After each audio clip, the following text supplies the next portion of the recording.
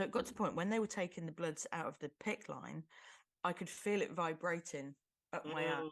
It was like there was bees up there, and they said it was sitting on a nerve or something, and they could take it out and put a new one in, but it'd be a shame to do that because they were like, oh, we've only got 6 more bloods to take, and it was like that buzzing was then starting to really hurt, so I had to hold my arm while they were doing it to stop it buzzing and stop it hurting, and that was making me cry.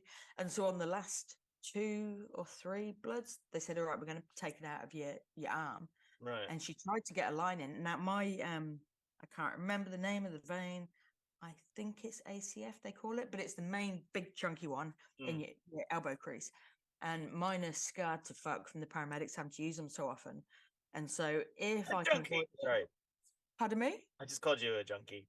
Well, see, that's the thing. If they did tell me that if I was a junkie, I should. Well, at hospital this time, they told me to use different veins if I was to be a junkie, which is helpful.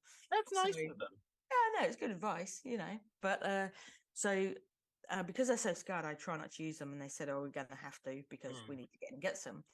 And they tried to put one in one arm, and I was damn near screaming. It was so painful, and I think possibly dehydrated. Even though I tried to drink a lot of water, I'm not too good at it. But I think because my nerves were on edge, I was dehydrated. I was, obviously hungry and sensitive to things. That was making me cry out. And I was like, you have to take that out. That is so painful.